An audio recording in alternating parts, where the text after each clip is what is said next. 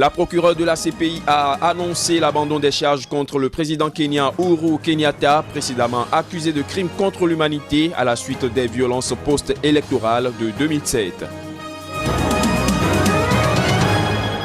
L'insécurité en Libye était au cœur d'une réunion à Khartoum, une rencontre qui a connu la participation des émissaires d'Algérie, d'Égypte, du Niger, de la Tunisie, de la Ligue arabe et de l'Union africaine. Aux Philippines, les populations se réfugient par centaines de milliers dans des structures plus résistantes que leurs habitations en préparation à l'arrivée du typhon Agupit prévu samedi ou dimanche.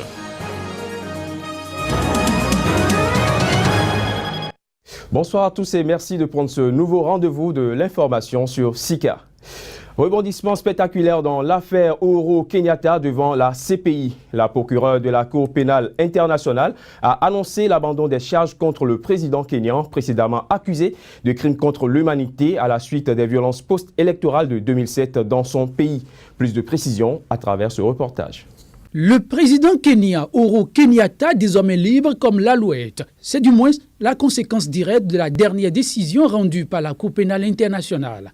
Estimant n'avoir pas assez de preuves pour prouver, au-delà de tout doute raisonnable, la responsabilité de l'homme soupçonné de crimes contre l'humanité pour son rôle présumé dans les violences post-électorales de fin 2007 ayant fait plus de 1000 morts, elle dit retirer purement les charges contre lui.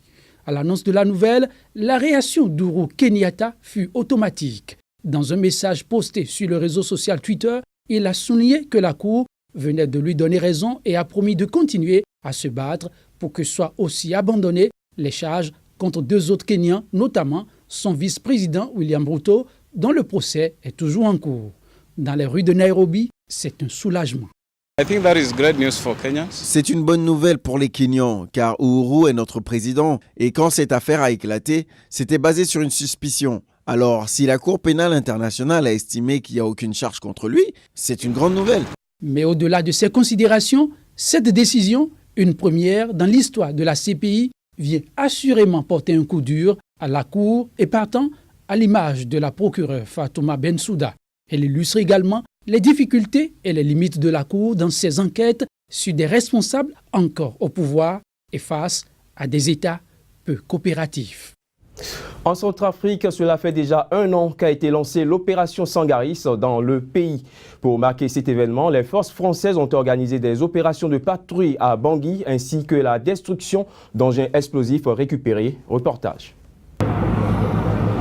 Au petit matin du 5 décembre 2013, une explosion de haine embrase Bangui. Des centaines de cadavres jonchent les rues. Quelques heures plus tard, l'opération militaire française Sangaris est lancée. 1 an après, les massacres ont cessé à Centrafrique, mais le pays est resté ruiné et déchiré. Ces violences ont fait au moins plusieurs milliers de morts et plongé ce pays de 4,8 millions d'habitants dans une crise humanitaire sans précédent. Mais, même si les Banguissois apprécient d'avoir retrouvé un semblant de retour à une situation acceptable, selon certains, le bilan de Sangaris ne fait pas l'unanimité. Certes, les tueries ont cessé à Bangui, mais la criminalité reste très élevée du fait de la profusion des armes et de la misère. Ceci, malgré les fréquentes patrouilles organisées par l'opération Sangaris en vue d'un désarmement des différentes milices rivales. Ces munitions vont être détruites ici par des spécialistes du 3e régiment du génie, qui sont des spécialistes en mines et en explosifs. L'ensemble de ces munitions provient de munitions collectées dans le cadre de l'application stricte des mesures de confiance. Dans ce cadre de l'application des mesures de confiance, depuis 1 an, eh bien, vous avez 300 000 munitions de petit calibre qui ont été récupérées de la sorte et détruites, plus de 6 000 grenades et 4 500 roquettes et obus qui sont détruites de la même manière que vous l'avez vu ici.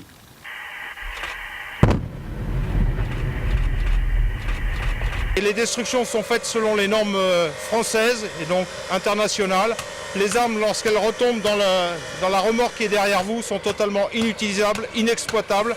Et en fait, ce ne sont plus que des déchets. Malgré les efforts déployés par les forces d'interposition, beaucoup pensent que la situation sécuritaire n'est toujours pas la meilleure en Centrafrique. Pour l'opposant Joseph Bendouga, président du mouvement démocratique pour l'évolution et la renaissance de la Centrafrique, les forces françaises n'ont malheureusement pas réussi à ramener la paix en Centrafrique. Le problème reste entier, les armes circulent et font des morts chaque jour. Cela nécessite donc une prise en compte de la dimension politique de la crise.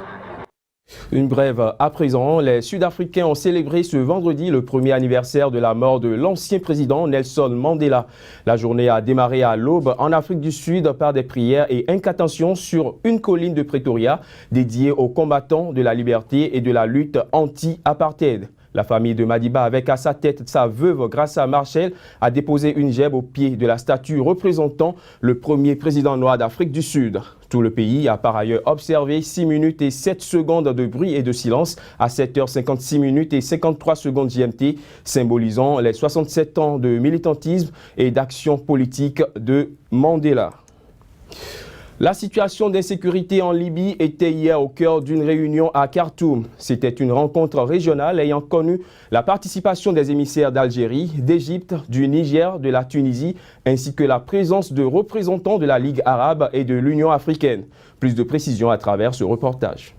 3 ans déjà que Muammar Kadhafi s'en est allé dans des conditions qu'on ne rappelle plus. 3 ans que la Libye baigne dans un chaos sans précédent, fait d'insécurité et de violence jamais enregistrées jusqu'alors. Cette réunion de Khartoum, élargie aux pays voisins, vise à inverser la donne. La première approche trouvée est le rapprochement des factions libyennes et à terme une cessation de combat entre milices et forces pro-gouvernementales.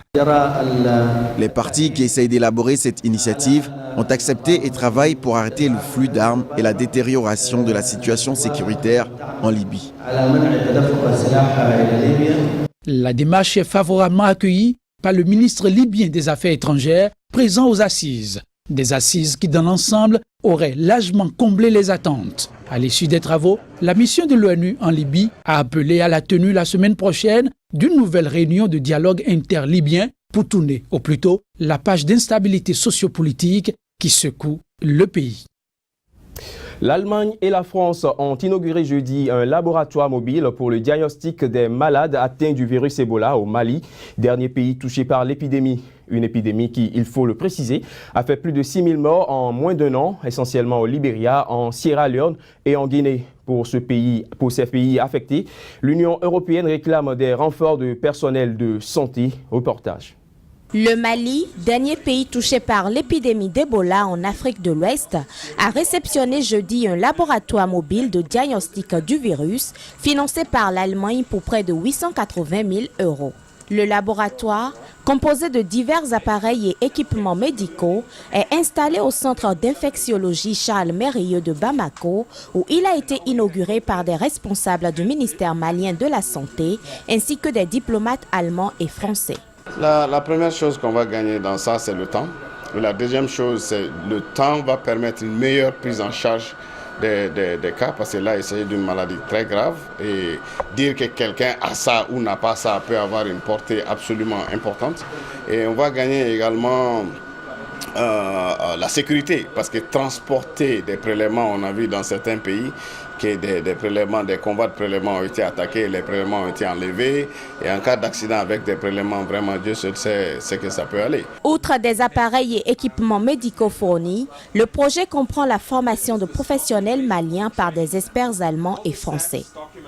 Le laboratoire est déjà prêt à être utilisé et même s'il est installé dans la capitale, il peut être sur le terrain partout dans le pays. Depuis octobre, le Mali a enregistré 7 décès sur son territoire dus au virus Ebola, une fillette de 2 ans venue de Guinée voisine et un imam également en provenance de Guinée qui a contaminé directement ou indirectement 7 personnes. Le Mali aujourd'hui se porte très bien. La situation est parfaitement bien maîtrisée, c'est très calme. Le système marche parce que nous continuons à détecter des cas suspects. On en a peut-être jusqu'à 59 cas suspects aujourd'hui. Et sur ça, peut-être 56 ont été testés. Et sur les 56, il y a eu 7 cas confirmés au laboratoire. Et sur les 7 cas, il y a eu 5 décès. Et il y avait 2 dans le centre de traitement. Un est sorti guéri.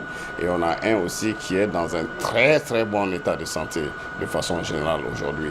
L'épidémie actuelle d'Ebola, selon un bilan publié jeudi par l'Organisation mondiale de la santé, a fait 6 113 morts sur 17 256 cas recensés en moins d'un an au Libéria, en Sierra Leone et en Guinée.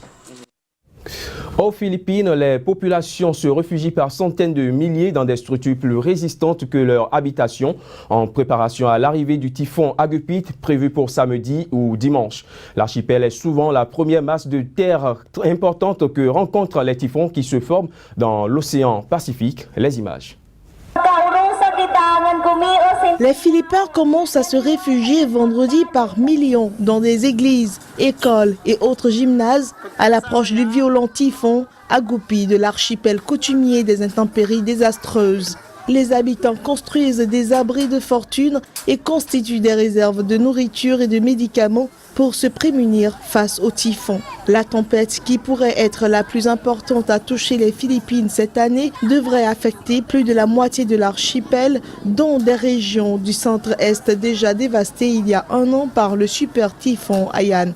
Les agences météorologiques ont toutefois des avis divergents sur la trajectoire d'Agupit qui devrait toucher la Terre samedi soir ou dimanche. En attendant, plus de 500 000 familles habitant l'est des Philippines dans la région de Bicol, soit environ 2 500 000 d'habitants, vont être évacués d'après les autorités. Les véhicules des autorités locales et de l'armée étaient mis à contribution pour les opérations d'évacuation. L'impact du typhon sera ressenti sur une bande de plus de 600 km de large, ce qui signifie que près de 50 millions de personnes sont menacées, soit la moitié de la population, au dire du ministre des Affaires sociales. Quelques 100 000 familles, soit un demi-million de personnes, ont déjà été évacuées vendredi soir. L'agence Pagasa prédit que le typhon sera le plus violent attendu sur l'archipel cette année. Il touchera 55 des 85 provinces du pays, tandis que l'œil du cyclone passera sur les provinces orientales de Samar et Leyte avant de se diriger vers le centre de l'archipel. Et le centre de surveillance conjoint des typhons de la marine américaine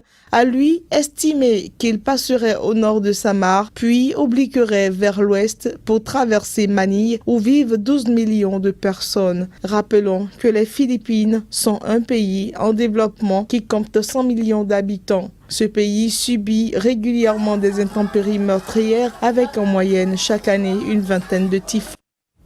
Fin de cette édition, mesdames, messieurs. Merci de nous avoir suivis. L'actualité continue sur SICA.